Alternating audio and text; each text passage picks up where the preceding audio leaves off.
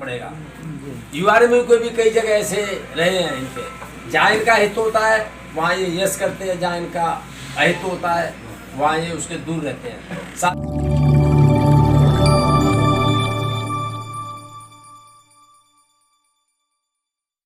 साथियों, एसबीएफ में इन दोनों की भागीदारी बहुत लंबे समय तक रही। आम जनता जो एसबीएफ के कैंप में जाने से वंचित रही। एसबीएफ की बहुत सारी सुविधाएं थी, वो एक लिमिटेड लोगों तक सीमित रही। लेकिन जब से all India SC/ST railway employees association को राष्ट्रीय महामंत्री जी के नेतृत्व में जब हमें इस एसबीएफ में भागीदारी मिली, उस समय से हमने पूरी तरह पारदर्शिता रखी है और हम किसी भी प्रकार की बेईमानी नहीं होने देते हैं। साथियों, वो भी एक समय था पहले के कैंपों में आदमी अपनी जेब से पानी पीता था, अपनी जेब से खाता था। लेकिन जब से हमारी भागीदारी आई है, पहला कैंप हमारा एसबीएफ का कैंप गया और वो उसमें हवाई जहाज से यात्रा की और मैं उसमें राष्ट्रीय महामंत्री ने भेजा। साथियों, यहाँ से जो बैठ के गए हवाई जहाज में, उन लोगों ने अपने अपने पैसे से चाय पी, कॉफी पी, और वो बेचारे जो गैंगमैन और जो बहुत छोटी लेवल के ग्रुप डी स्टार था, उन्होंने 100 रुपए की चाय, 180 रुपए की कॉफी उसमें पी फ्लाइट में। जब मैं पहुंच गया वहाँ पहुंच गए हम अंडमान जाके मैंने ये डिप्टी CPO मैडम से कहा, मैडम ये गलत बात है। कह रही क्यों गलत बात है? कि लोगों ने चाय पी, उन्होंने अपनी जेब का पैसा खर्च किया, ये पैसा प्रशासन को खर्च करना चाहिए कि नहीं, प्रशासन के दायरे में नहीं आता। मैं क्यों नहीं आता प्रशासन के दायरे में? प्रशासन के दायरे में नहीं आता है। और साथियों, कोई भी हो पूछा जा सकता है। और मोनिका सिंह थी डिप्टी CPO। उसके बाद एक भी व्यक्ति का मैंने जेब में हाथ नहीं जाने दिया। और आज तक जितने कैंप हो रहे हैं उसमें दिल्ली से लेकर के दिल्ली वापसी तक की जिम्मेदारी 100% एसबीएफ की होती है। भारत माता की जय! जिंदाबाद जिंदाबाद जिंदाबाद! भारत माता की जय! बाबा साहब बाबा साहब जय जय जय जय जय भीम! जय भीम जय भीम! जय जय जय जय जय भीम! जय भीम जय भीम! साथियों, ये भी मैंने रिकॉर्ड देखा पिछला, यूआरएमयू के 15, एनआरएमयू के 20, 35 के बाद बचे 15। वो इन्हीं के समर्थित लोग हुआ करते थे। आम आदमी को ये सुविधा नहीं मिल पाती।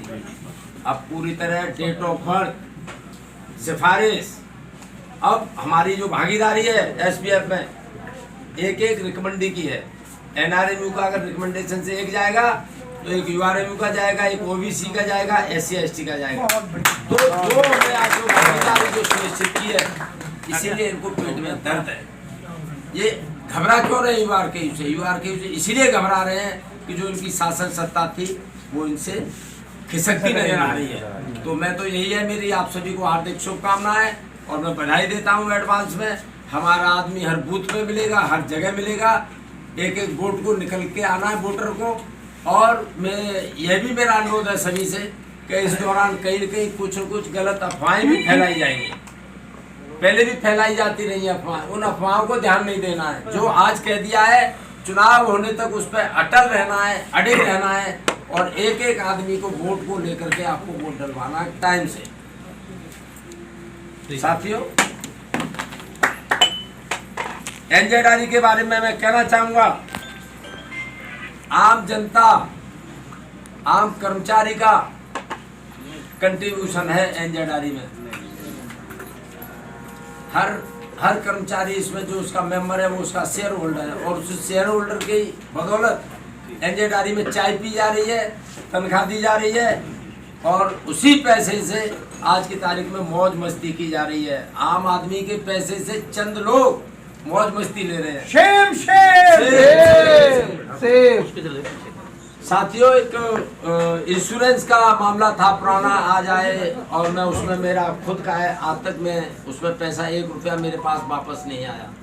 कौन कहने वाला है? सत्ता उनकी है, कहने वाला नहीं है। एनआरएम का पूरा प्रभाव है उस पर। पीछे 2-3 भर्तियां हुई, एक भर्ती में बहुत अच्छा रहा, उसके बाद जो पीछे की 2 भर्तियां हुई वो बिल्कुल अंधभक्ति के साथ भर्तियां हुई। अभी गिले छुप, मतलब इसमें कोरोना के टाइम में चोरी छुपे से इन्होंने फिर एक भर्ती की और बहुत लंबी भर्ती की, जितने की यहाँ जरूरत नहीं थी। न तो कोई उसका एडवर्टाइजमेंट किया गया और कहीं कोई फॉर्म जमा हुए और चोरी छुपे से 10 आपके हो गए, 5 मेरे हो गए। और सुनने में आया है कि एक नेता के 22 परिवार के रिश्तेदार, भाई भतीजावाद या किसी भी तरह 22 लोगों का भर्ती होना, ये बहुत हमारे लिए चिंता का विषय है। तो ये जो संघर्ष है, आप कहना शर्म करो, एनजेडआरई शर्म करो, शर्म करो, शर्म करो, एनजेडआरई शर्म करो, शर्म करो, शर्म करो, एनजेडआरई डूब मरो, डूब मरो, डूब मरो। ये कर्मचारी की इज्जत भी नहीं करते। वहाँ ऑफिस में जो बैठे हैं ना इंजीनियर ऑफिस में, वो इज्जत नहीं करते। अब ये आपको बता रहा हूँ मैं, कुछ समय 5 साल पहले तक इसमें एक दलाली हुआ करती थी लोन के लिए। किसी की बेटी की शादी है, किसी को मकान बनाना है और उसके हैवी अमाउंट की जरूरत होती थी और उसकी वो प्रायोरिटी लगती थी 2 महीने, 3 महीने, 4 महीने सिफारिशी कोसा उसमें भी है कि भाई वो करा लिया। हमने हमारे इंटरफियरेंस से इसमें काफ़ी कमी आई है। हमने डायरेक्ट उनसे इंटरफियर किया और कहा कि आप जो भी है आप इसको प्रायोरिटी को ऑनलाइन कीजिए, जिसका नंबर आएगा उसको दीजिए। तो साथियों, कहने को तो बहुत सारी बातें हैं, इनकी बहुत सारी कमियां हैं। ट्रांसफरों का मतलब इनके कर्मचारियों का आज तक ट्रांसफर नहीं होना, दूसरे आदमी रोलिंग स्टोन की तरह दौड़ते रहना इधर से उधर, फिर उत्पीड़न होना किसी भी इनकी मर्जी से। और मैं बताना चाहूँगा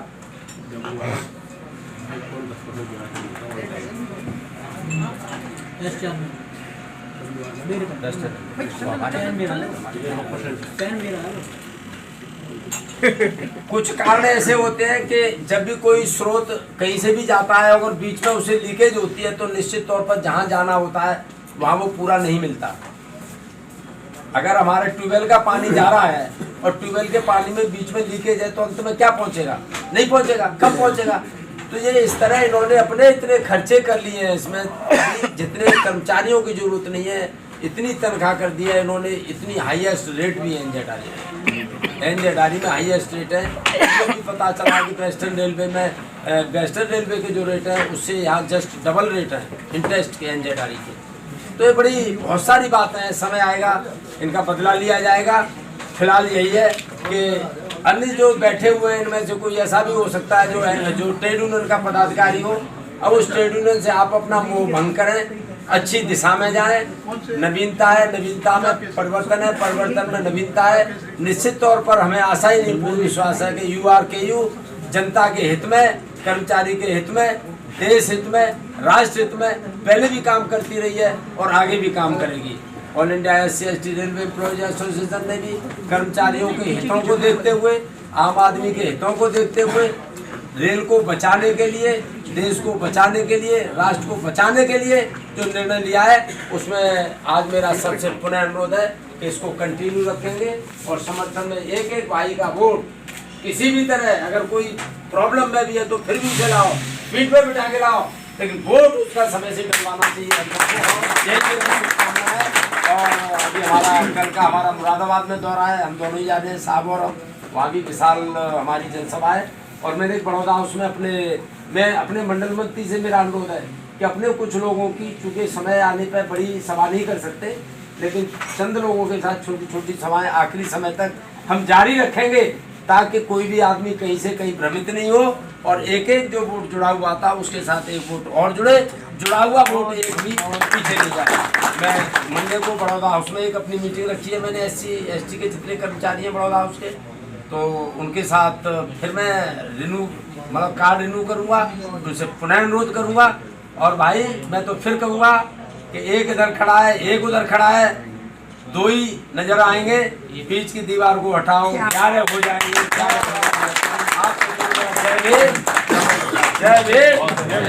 साथियों, बड़े गर्व का विषय है कि भाई साहब ने अपने बहुमूल्य समय में से समय निकाल के दिया। अब मैं 2 मिनट के लिए भाई साहब से, जो मंडल मंत्री जी हैं, उनसे अनुरोध करूंगा वो कहें, पर मैं फिर आपसे आग्रह करूंगा कि जो भाई साहब के श्रीमुख से एक एक शब्द आपके हृदय आत्मा में उतरना चाहिए, और जब तक 4-5 बैलेट पे ठप्पे नहीं लग जाए, भाई साहब की वाणी आपकी आत्मा में गूंजनी चाहिए।